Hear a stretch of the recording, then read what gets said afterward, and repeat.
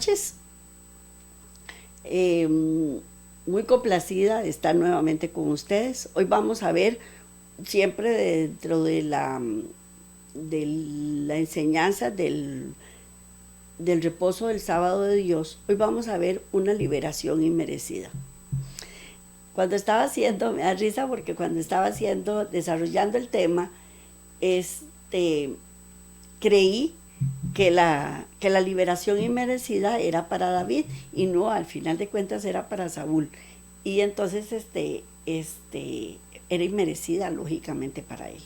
¿Cuántas veces tenemos liberaciones inmerecidas? La mayor parte de nuestras vidas no merecemos nada, no merecemos que Dios esté con nosotros, que estamos todos llenos de delitos y pecados, de fallas, de todo. Pero Dios, con su infinito amor y misericordia, siempre nos protege y nos guarda. Porque yo le digo a todo el mundo, gracias a Dios, que Él no ve lo que yo soy, Él ve lo que yo voy a hacer. Y entonces me complazco y me río de satisfacción de pensar que Él está a la par mía y que me ayuda siempre. Pero vamos a hacer una oración para que Él siempre permanezca a nuestro lado, no se aparte de nosotros ni un poquitito, aunque nosotros nos apartemos de Él y hagamos recodos y volvamos, pero siempre que Él nos lleve como las ovejas a su redil.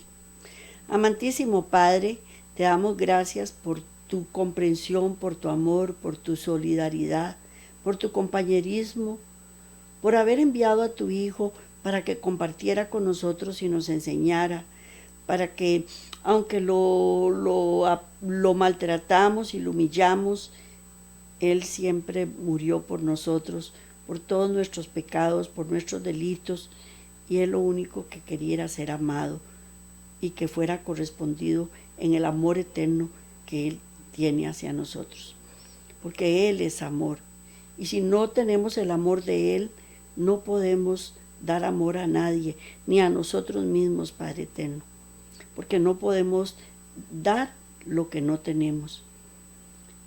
Y si Él está en nosotros, como Él es amor, hay amor en nosotros. Te damos gracias, Padre eterno, por este amor, por esta solidaridad, y esperemos nunca apartarnos de ti, que no lo permitas nunca, que siempre nos lleves de la mano hacia ti. Gracias, Padre, en el nombre de Cristo Jesús. Amén. Bueno, hoy vamos a hablar de una liberación inmerecida. La treta especial de Satanás es inducir al hombre a pecar y luego lo abandona, lo exhibe. Y entonces nos deja impotentes y temblando y temerosos de buscar el perdón de Dios. Él es un maestro táctico que sabe cómo inducir al hombre a planear la obra de Dios y sus propias vidas. Y luego, cuando estamos metidos en problemas, nos convence que no pueden llegar a Dios para que desenrede la confusión que hemos hecho.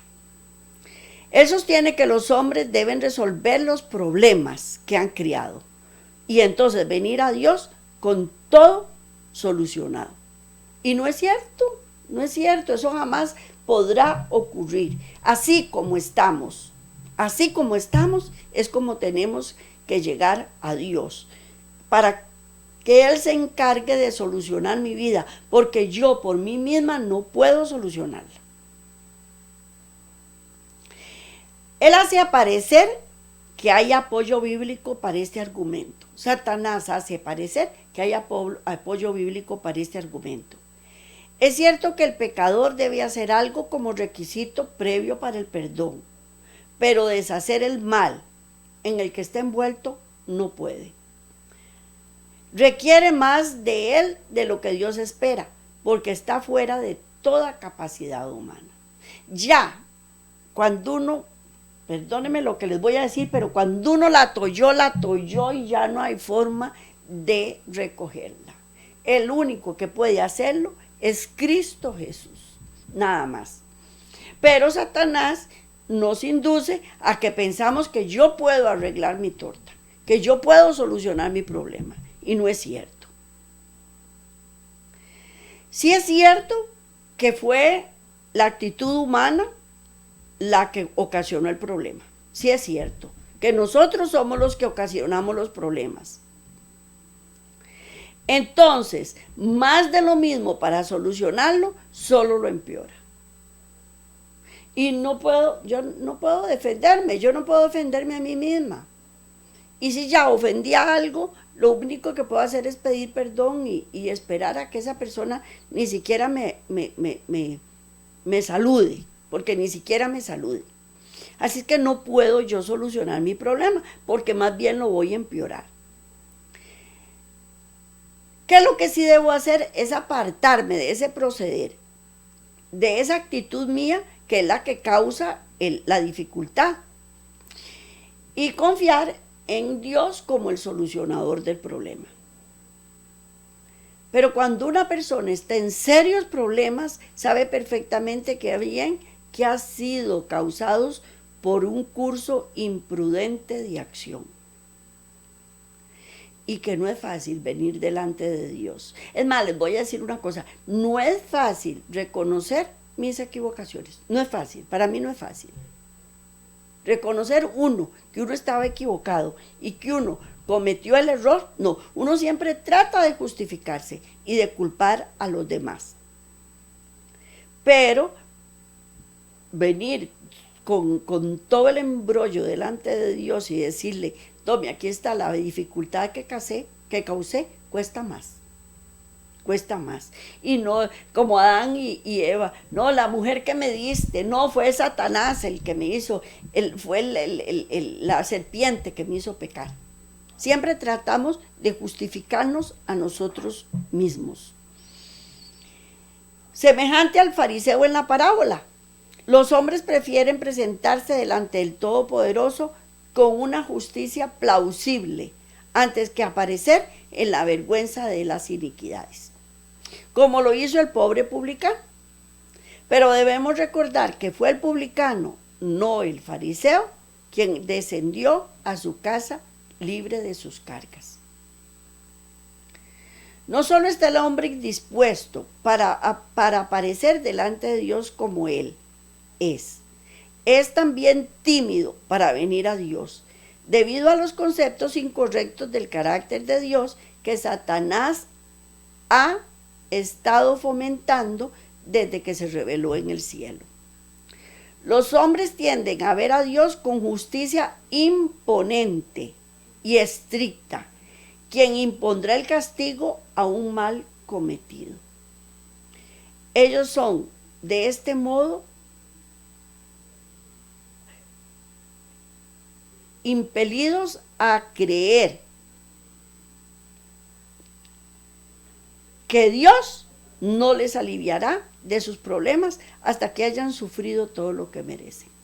Eso es lo que todos creemos, hasta que, como antes, a flagelarme y a hincarme en granos de maíz y de todo para solucionar mi problema. No. Así no funciona. Delante de Dios, así no funciona.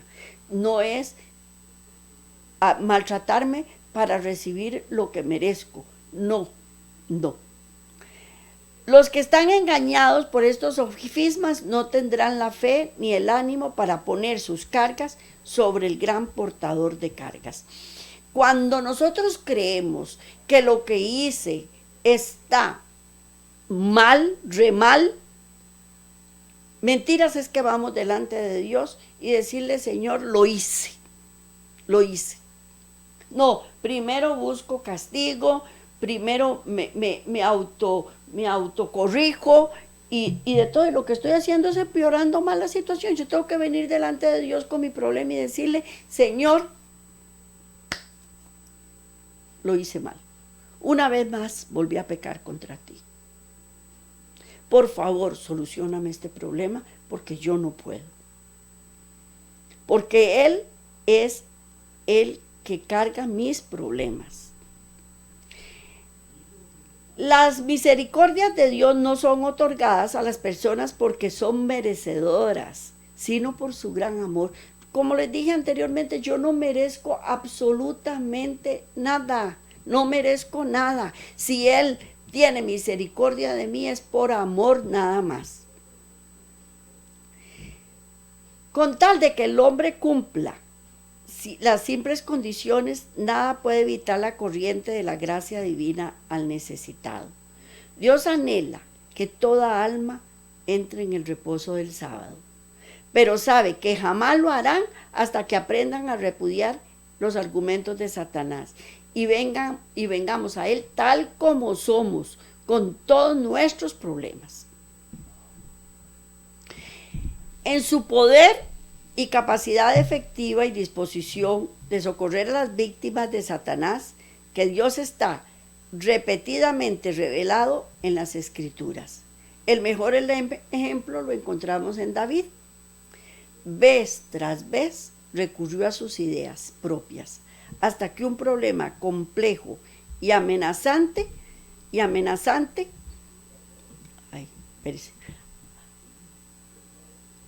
hasta que un problema complejo, amenazante y aparentemente insoluble se produjo. David merecía el castigo y dejarlo sufrir las consecuencias, pero cuando David finalmente entregó el problema a Dios, él lo resolvió con afabilidad, simplicidad y perfección, dada supuestamente a una persona no culpable. El escape de David del peligro y recriminación fue tanto tal como inmerecido. Entonces aquí vemos que Dios tanto fue para David como para Saúl, que le dio una oportunidad inmerecida. Lo que pasa es que David la aprovechó, pero Saúl no. Él no la aprovechó. Y vamos a ver por qué. Esto mismo que Dios hizo por David, lo hará también por cada uno de sus hijos si ponemos los problemas sobre él y los dejamos allí. Para desarrollar la fe y el coraje para venir a él cuando más lo necesitamos. En las colinas de Belén, David desarrolló una rica experiencia espiritual. No solo estudió la palabra escrita, sino que también vio el poder, la perfección del amor de Dios en la naturaleza. Tan firme llegó a ser su fe que cuando un león o un oso lo amenazaban a sus ovejas, estaba en la capacidad de ir bajo la dirección personal de Dios y destruir a estas poderosas bestias salvajes. Fue enviado por su padre a la batalla, donde se enteró del problema por las amenazas de Goliat, y Saúl no podía hallar la solución. Pero cuando David descubrió al enemigo jactancioso, voluntariamente descendió para pelear contra el gigante. Y vamos a las primeras imágenes. Es primera de Samuel 17. Vamos a leer los versículos del 32 al 37, pero como siempre, los divido porque no me caben todos en una misma imagen. Y dijo David a Saúl: no desmaye el corazón de ninguno a causa de él. Tu siervo irá y peleará contra el filisteo. Y dijo Saúl a David: no podrás ir tú contra aquel filisteo para pelear con él, porque tú eres muchacho y él es hombre de guerra, fuerte desde su juventud. Vamos a la siguiente imagen. David respondió a Saúl: tu siervo era el pastor de las ovejas de su padre, y cuando no venía un león o un oso y tomaba, cuando venía un león o un oso y tomaba algún cordero de la manada, salía yo tras él y lo hería, y lo libraba de su boca, y si venía contra mí, yo le echaba mano de la quijada, y lo hería y lo mataba. Siguiente imagen. Fuese león, fuese oso, tu siervo lo mataba. Y este filisteo incircunciso será como uno de ellos, porque ha provocado al ejército del Dios viviente. Añadió David: Jehová, que me ha librado de las garras del león y de las garras del oso, él también me librará de la mano de este filisteo. Y dijo Saúl a David: ve, y Jehová esté contigo. Qué cosa más preciosa, por Dios, cuando vienen los problemas, cuando vienen y nos atacan, decir Dios está conmigo, así que no tengo ningún problema. Eso es lo que nos está enseñando. David, de haber ideado un plan y presentárselo a Dios y esperar que los aplicara, no puede ser. Con lo que hemos estudiado sabemos que él no actúa así. Ese no es su proceder. Por lo tanto, David no hizo sus propios planes para la batalla, sino recibió y ejecutó su plan hecho para él en el cielo. Él estaba plenamente confiando en Dios, plenamente confiaba en Dios en ese momento. Es más, David ni siquiera fue a pelear a la batalla. Él fue enviado por su padre para que fuera a llevarle una comida a sus hermanos. Y cuando él llegó se encontró todo el problema. Y ahí fue cuando él actuó. Pero actuó en el nombre de Dios. Vamos a la siguiente imagen. Primera de Samuel 17, del 45 al 47. Entonces dijo David al filisteo: tú vienes a mí con espada y lanza y jabalina, mas yo vengo a ti, ¿cómo vengo? En el nombre de Jehová de los ejércitos, el Dios de los escuadrones de Israel, a quien tú has provocado. Jehová te entregará hoy en mi mano, y yo te venceré, y te cortaré la cabeza, y daré hoy los cuerpos de los filisteos a las aves del cielo y a las bestias de la tierra, y toda la tierra sabrá que hay un Dios en Israel. Así es que iba a entregar a Saúl en sus manos, iba a entregar a Goliat, en sus manos. David en ese momento no declara que la batalla era suya y que la ganaría por él mismo. No, él declara que la batalla es de Dios y que él va a vencer con la ayuda de Dios y que él le daría la victoria. Y también declara que Dios no salva con espada y lanza. Él testificó su convicción de que el Señor no obra por planes humanos, sino por los suyos propios. Estaba viviendo de acuerdo a los principios del reposo del sábado de Dios. Ahí estaba David en ese momento. De esta manera se demuestra que en sus primeros años él tenía estrecha relación con Dios. Así es que no podía fallar. Era muy joven y logró victorias increíbles. Pero con Dios esto es normal. Uno cree que al tener estas experiencias nunca se iba a apartar de ellas, pero desafortunadamente, como siempre nos ocurre a todos, tornó a los caminos humanos y experimentó el fracaso. Y vamos a verlo. Primera de Samuel 21:1. Primera de Samuel 21:1. Vamos a leer 21:1 y 2. Vino David a Nob, el sacerdote Ahimelech, y se sorprendió a Ahimelech de su encuentro, y le dijo: ¿cómo vienes tú solo y nadie contigo? Y respondió David al sacerdote Ahimelech: el rey me encomendó un asunto y me dijo: nadie sepa cosa alguna del asunto a que te envío y lo que te he encomendado. Y yo le señalé a los criados un cierto lugar. Ok, recordemos un poquito.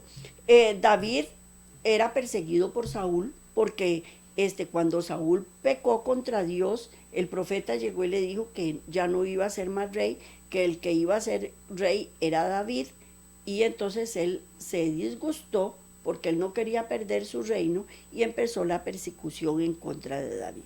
Y en ese momento David estaba en desventaja porque él necesitaba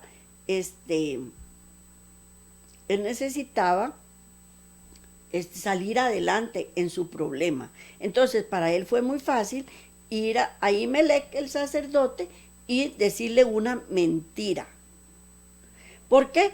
Porque él no él estaba encarando su propio problema.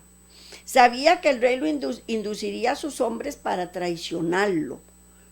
Y no que tuviera nada contra él, sino porque tenía la ira del monarca si ellos no le obedecían. David no podía confiar en ese momento en nadie, incluyendo al sacerdote, y no deseaba caer en manos asesinas del celoso y violento monarca, y estaba ansioso de tomar toda medida necesaria para evitar tan desagradable resultado. En este punto él olvidó todos los procederes que había seguido fielmente en los combates con el león, con los osos y con el gigante filisteo, y se volvió a sus propios procederes humanos. Confió en sus propios recursos en vez de poner la carga al Señor y esperar las órdenes específicas. Vamos a la siguiente imagen. Primera de Samuel 21, ya la leí, 21:2. Había solamente dos recursos a disposición. Uno era por la fuerza, el otro era por el engaño. La fuerza no era su valor. Su poder era mínimo con respecto a Saúl. Y era claro que el encuentro no le iba a dar la victoria. Entonces acudió al engaño. Y le presentó todo a la gran mentira que él planeó en ese momento, se la dijo a Ahimelech, como ya lo acabamos de leer. Si un creyente no confía en Dios con plena responsabilidad para su seguridad, se hallará abandonado. Por lo tanto, o recurre a la fuerza o recurre al engaño. Solamente si los principios del sábado de Dios son aplicados a toda situación, obtendremos la victoria. Pero cuando estamos en nuestra vana manera de vivir, yo le decía a mi esposo, cuando estamos en nuestra vana manera de vivir, haciendo cosas que no debemos saber, ni siquiera pensamos en las consecuencias que esto va a traer y la destrucción que estamos ocasionando. Y en este momento David sufrió grandes consecuencias. 85 miembros de la casa del sacerdote iban a morir. Y además de la destrucción de toda vida y propiedad en Nob. Doeg, el edomita, reportó a Saúl que David había venido al sacerdote, recibido la espada de Goliat, y que se le había dado pan para su viaje. Saúl creyó que Ahimelech estaba asociado con David, conspirando contra él, y le ordenó venir a su presencia. Vamos a leer Primera de Samuel 22, del 12 al 19. Primera de Samuel 22, del 12 al 19. Y Saúl dijo, oye ahora, hijo de Ahitob. Y le dijo, heme aquí, señor mío. Y le dijo Saúl, ¿por qué habéis conspirado contra mí, tú y el hijo de Isaí, cuando le diste pan y espada y consultaste por él a Dios, para que se levantase contra mí y me echase, como lo hace hoy día? Siguiente imagen. Vamos a la siguiente imagen. Dice entonces Ahimelech respondió al rey y dijo, ¿y quién entre todos tus siervos es tan fiel como David, yerno también del rey, que sirve a tus órdenes y es ilustre en tu casa? He comenzado yo desde hoy a consultar por él a Dios, lejos sea de mí. No culpe el rey de cosa alguna a su siervo, ni a toda la casa de mi padre, porque tu siervo ninguna cosa sabe de este asunto, grande ni pequeña. Siguiente imagen. Y el rey dijo, sin duda morirás, Ahimelech, tú y la casa de tu padre. Entonces dijo el rey a la gente de su guardia que estaban alrededor de él, volveos y matad a los sacerdotes de Jehová, porque también la mano de ellos está con David, pues sabiendo ellos que huía, no me lo descubrieron. Pero los siervos del rey no quisieron extender su mano para matar a los sacerdotes de Jehová. Siguiente imagen. Dice, Entonces dijo el rey a Doeg: vuelve tú y arremete contra el sacerdote. Y se volvió Doeg el edomita y acometió a los sacerdotes, y mató en aquel día 85 varones que vestían efod de lino. Y a Nob, ciudad de los sacerdotes, hirió a filo de espada, así a hombres como a mujeres, niños, hasta los de pecho, bueyes, asnos y ovejas. Todo lo hirió a filo de espada. Qué tristeza cuando cometemos errores y vemos las consecuencias de nuestro pecado. Si David hubiera dejado a Dios ser el solucionador del problema, esto no hubiera ocurrido. Cuando los hombres recurren a solucionar sus problemas, acarrean malas consecuencias. Si David hubiera provisto los resultados de lo que había hecho, nunca hubiera recurrido a semejantes métodos. No era el único que podía ofrecer seguridad. También otra consecuencia de su mala decisión fue cuando llegó a Gat. Su vida se halló en peligro. David huyó hasta donde estaba Achis, rey de Gat, pero se le informó a Achis que David fue el que mató al filisteo. Él fingió que estaba loco y así logró escapar. Cuando David decidió ser el solucionador del problema, el Señor simplemente permaneció excluido hasta que su siervo le devolvió la posición justa. Mientras tanto, David estaba pasando de un peligro a otro, añadiendo confusión tras confusión. Al empezar David a confiar más y más en sí mismo, su confianza en Dios fue disminuyendo, su fe vaciló y aparecieron sus debilidades humanas. Veía en todo hombre un traidor, un espía. La perplejidad y la aflicción casi ocultan de su vista al Padre Celestial. En medio de su problema aprendió sabiduría, comprendió su propia debilidad y la necesidad de depender de Dios. El Espíritu Santo llega a las almas deprimidas y desesperadas, anima a los de corazón desfalleciente, fortalece a los débiles e imparte valor y ayuda a los probados siervos de Dios. Dios trata suavemente a los descarriados y muestra su apariencia y ternura en la adversidad, cuando estamos abrumados con dolor. Todos los fracasos de los hijos de Dios se deben a la falta de fe. En este momento debemos mirar al cielo para hallar la luz en medio de las tinieblas. Cuando actuamos de esta manera, Dios logra maravillosas victorias para ellos y por ellos.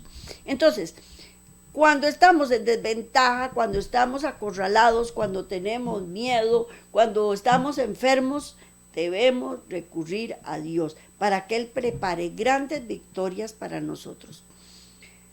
Supóngase que una persona está enferma, ya en el hecho de muerte no hay vuelta atrás, no lo va a lograr, pero siempre y cuando esté agarrado de Dios, entonces, aunque no lo logre, aunque no sobreviva, aquí va a sobrevivir allá. Eso es lo importante. Sobrevivir, sea aquí o sea allá, pero preferiblemente aquí y allá. Después de escapar de los filisteos, halló refugio en las colinas de Judea. Allí se unió con bandidos semejantes a él, viviendo como fugitivo, huyendo de Saúl. Ahí mezcló los dos procederes. En ocasiones fue firme en la lealtad a Dios, logrando por más complejos que fueran los problemas, fue habilitado para resolverlos con uniformidad y eficiencia. Mientras que en otros momentos él fue solucionador del problema, y en este caso su angustia fue aumentada y extendida. Cuando queremos ser solucionadores de nuestros problemas, nuestras angustias son aumentadas y extendidas. Algunos creen que Dios está actuando y vigilando para condenar, pero esto no es así. Él está guardando pacientemente el día que discernirán lo malo de sus caminos y le den la tarea de resolver los problemas por ellos. Él no tiene espíritu de represalia como lo tenemos nosotros, sino un anhelo de bendecir y de restaurar. Dichoso será el estudiante que aprende de los errores de David en vez de los suyos. Vamos a la siguiente imagen, a ver qué le sigue ocurriendo a David, porque él va de problema en problema cuando él busca ser el solucionador de sus problemas. Primera Samuel 23, del 1 al 5. Vamos a ver qué nos dice el Señor. Dieron aviso a David, diciendo: he aquí que los filisteos combaten en Keila y nos roban las eras. Y David consultó a Jehová, diciendo: ¿iré a atacar a los filisteos? Y Jehová respondió a David: ve, ataca a los filisteos y libra a Keila. Pero los que estaban con David le dijeron: he aquí que nosotros aquí en Judá estamos con miedo. ¿Cuánto más si fuéramos a Keila contra el ejército de los filisteos? Siguiente imagen. Siguiente imagen. Vamos a ver, entonces David volvió a consultar a Jehová y Jehová le respondió y dijo: levántate, desciende a Keila, pues yo entregaré en tus manos a los filisteos. Fue pues David con sus hombres a Keila y peleó contra los filisteos, se llevó sus ganados y les causó una gran derrota y libró David a los de Keila. Así es como actúa el Señor, así es como actúa Dios, siempre y cuando nosotros nos volvamos a Él como hacedor del plan. En este momento, David lo consideró como hacedor del plan, pero como nosotros hemos visto a través de este programa, que él tenía altos y bajos. Muchos piensan que antes de que Dios pudiera otra vez confiar plenamente en David y manifestar su poder por él, David debía demostrar durante un periodo de prueba que él era digno de las bendiciones de Jehová. Pero todo lo que David debía hacer era reconocer su pecado y hacer una confesión contrita. Y así Dios lo trataría como si nunca hubiera pecado. Y eso es lo que nosotros pensamos para nosotros mismos también. Pensamos en que para poder merecer el perdón de Dios tenemos que hacer un montón de méritos, y no es cierto. Él lo único que pide es que reconozcamos nuestro pecado y que vayamos a Él.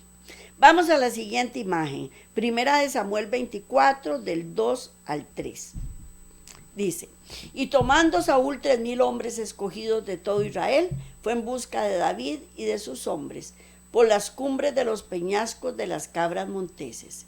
Y cuando llegó a un radil de ovejas en el camino, donde había una cueva, entró Saúl en ella para cubrir sus pies, y David y sus hombres estaban sentados en los rincones de la cueva. Vuelta otra vez a estar Saúl en manos de David. Vuelta. Y esa era una prueba más para David. En esta cueva ellos estaban refugiados y ahí David podía matar al rey. Perfectamente estaba en sus manos, pero sin embargo David no lo hizo. Entonces, como Saúl no lo hizo, ¿por qué?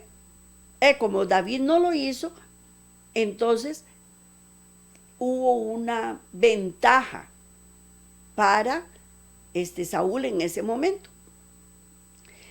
Vamos a ver qué es lo que pasó. Y como Saúl volvió a los filisteos, le dieron aviso diciendo: he aquí David está en el desierto de Engadi. Y tomando Saúl 3,000 hombres escogidos de todo Israel, fue en busca de David y los suyos, por las cumbres, por los peñascos, por todo lado, ¿verdad? Como lo acabamos de leer.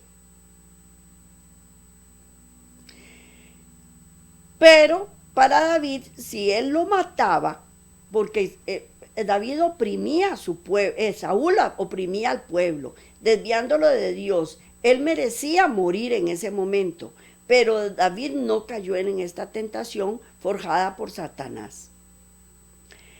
porque si David lo hubiera hecho, él hubiera usurpado el lugar de Dios. Y era obligación de él cumplir las promesas que Dios había hecho. Si Dios le había prometido a David que él iba a ser el rey de Israel, iba a ser el rey de Israel. ¿Cuándo? Cuando Dios lo quisiera. Pero si en este momento David hubiera matado a Saúl, hubiera atrasado más el plan de Dios. Así es que David no lo hizo. ¿Por qué? Porque era obligación de Dios eliminar a Saúl para instituirlo a él como rey. David esperó que el Señor hiciera su parte. La concesión hecha por David fue quitar una porción del manto de Saúl para ofrecerlo como una prueba de que el rey había estado totalmente en su poder. Los hombres de David malinterpretaron lo sucedido. Ellos no estaban con Dios. No vieron el gran amor de Dios para Saúl, dándole otra oportunidad para ver la naturaleza de su corazón perverso y arrepentirse de sus pecados. De este modo, Saúl era conducido a ver que con convicción de que David estaba dedicado a su destrucción, era falsa. Eso era lo que Saúl creía, que David lo que quería era destruirlo, pero él no quería destruirlo. Que su espíritu estaba en armonía con Dios y que no estaba capacitado para gobernar, que su espíritu no estaba en armonía con Dios. El espíritu de Saúl no estaba en armonía con Dios, por lo tanto no estaba capacitado para gobernar. Cuando Saúl se dio cuenta de lo ocurrido en la cueva, se humilló y no pudo más que admitir su veracidad.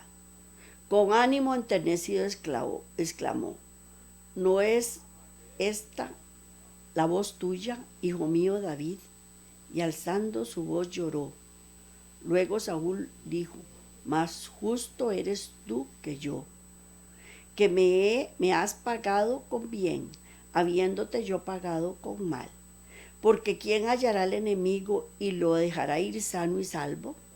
Jehová te pague con bien por lo que en este día has hecho conmigo. Y ahora yo entiendo que tú has de reinar y que el reino de Israel ha de ser en tu mano firme y estable. Y David hizo un pacto con Saúl, a saber que cuando esto sucediera, miraría con favor la casa de Saúl y no raería su nombre. Lágrimas de cocodrilo. Cuánta gente llega y nos pide perdón y se humilla delante de nosotros porque nos han hecho daño y sin embargo apenas da uno la vuelta, están volviendo a atacarlo a uno por la espalda. Pues en este momento eso era lo que estaba haciendo Saúl. Fue efímero su arrepentimiento. Él rapidito se olvidó de sus promesas, de las promesas que le había hecho a David.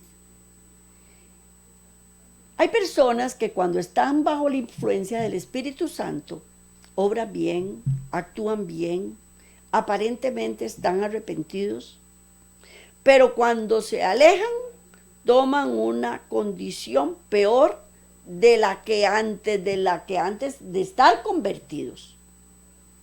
Por eso uno nunca debe alejarse de Dios, porque si yo me alejo de Dios, mi condición va a ser peor de lo que yo era antes de venir a los caminos de Dios. Es muy peligroso hacer esto y no se debe hacer. Pues eso fue lo que le pasó a Saúl. Cuando él actuaba bajo el Espíritu Santo, era un siervo fiel, humilde, pensante, razonable, en donde hacía las cosas que Dios le advertía. Pero cuando se alejaba, era Satanás quien las usaba. Y optaban una conducta mucho peor que la de antes. Pero David sabía todo esto, él lo sabía. Él sabía cómo era la actitud de Saúl. Y entonces decide protegerse en las fortalezas naturales del desierto. Cuando Samuel murió, Saúl renovó su esfuerzo para buscar y herir a David. Y David ubica a Saúl a ver dónde estaba y lo encuentra soñoliento. Y vamos a leer la primera de Samuel del 7 al 12.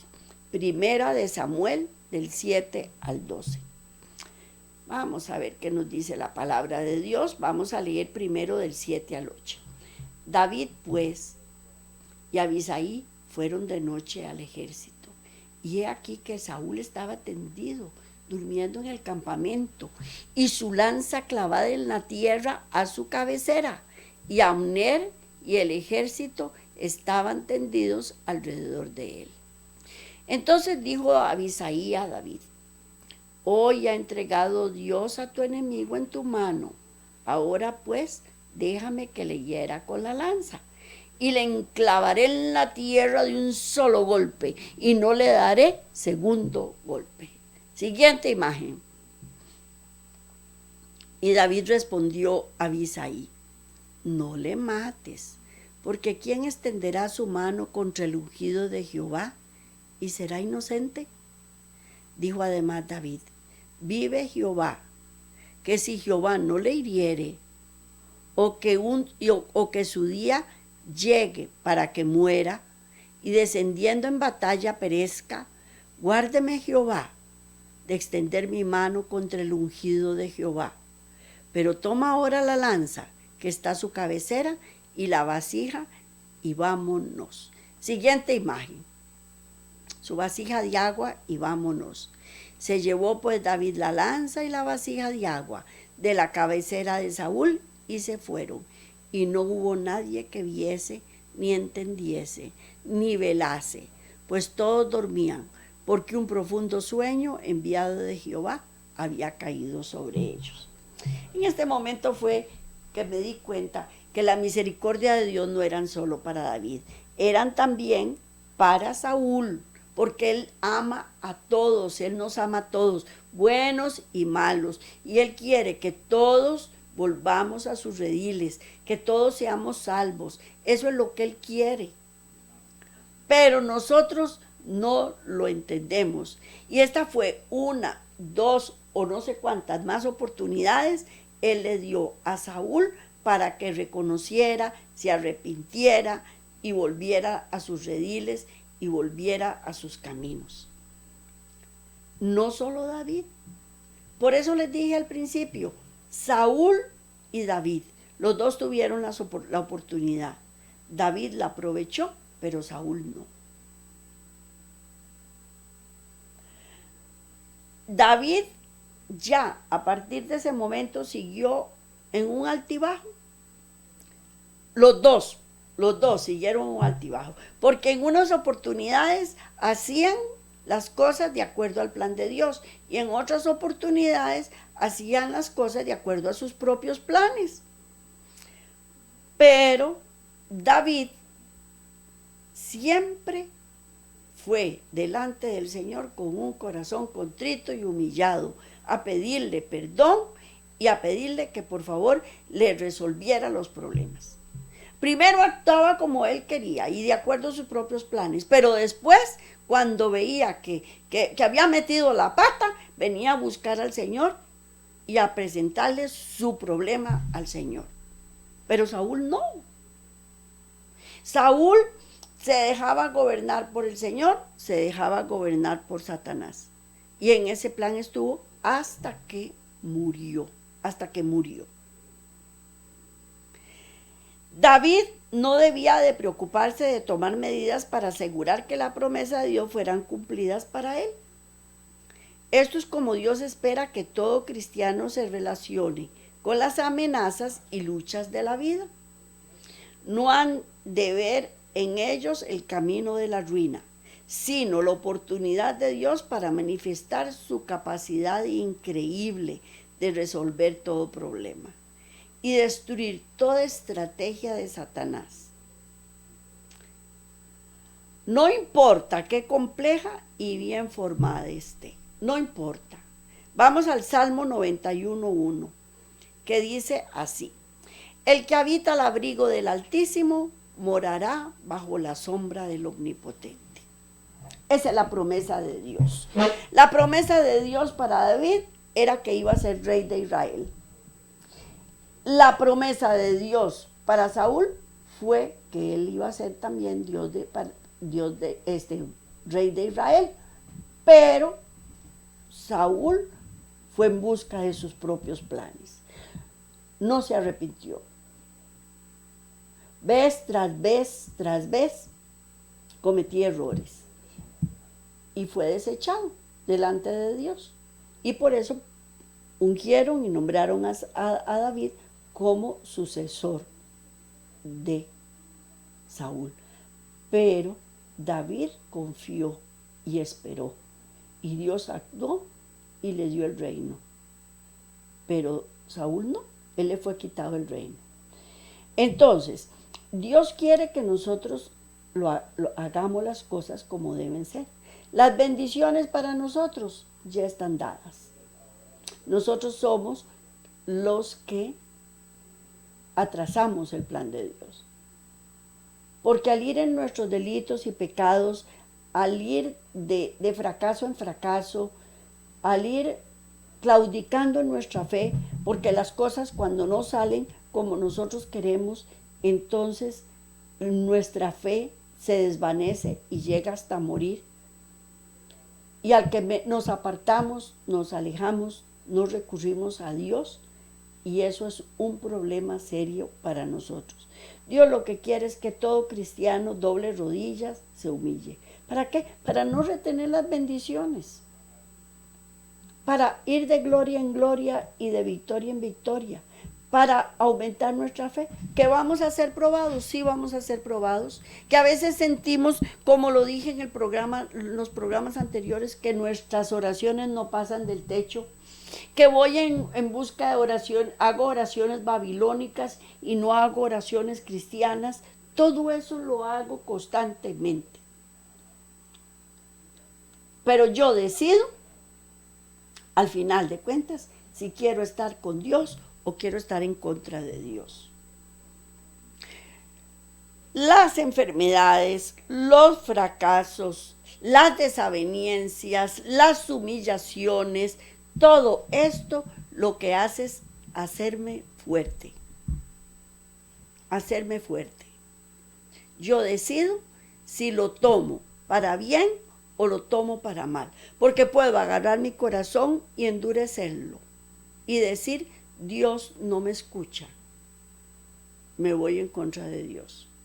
Y voy en busca de mis propios planes y me voy a vengar de todo el mundo porque muchas veces lo hice. Que me las paga, me las paga. Pero así no es el proceder de Dios. Y así no, Dios no quiere que nosotros procedamos. Él quiere que nosotros confiemos en Él, que Él es el hacedor del plan y que va a poner todas las cosas en su lugar. Porque hay momentos en la vida en que por más que uno se esfuerce, es como un rompecabezas que uno tiene, en donde no encuentra las piezas como tienen que ser acomodadas, pero Dios sí. Y Él es organizador, el director, el seguidor de mi vida, el que me hace cumplir mis planes. Entonces nosotros debemos aprender de Saúl, de David. Nosotros decidimos. Dios quiere que nosotros sigamos los planes de David, que él fue el que lo logró, él fue el que salió victorioso. Cometió un montón de errores, cometió un montón de problemas, se enredó con Betsabé, tuvo al hijo, se humilló, se arrepintió, tuvo victorias, tuvo ganancias, tuvo de todo, pero al final de cuentas lo logró. Como le dije, su vida fue un sube y baja, como es la vida de nosotros. A veces estamos arriba con Dios y a veces estamos abajo, alejados, pero que el tiempo que estemos abajo, alejados, sea el mínimo para poder rapidito vencer la prueba, para no retener las bendiciones. Dios quiere que todos sus hijos sean bendecidos. Dios quiere que todos sus hijos sean victoriosos.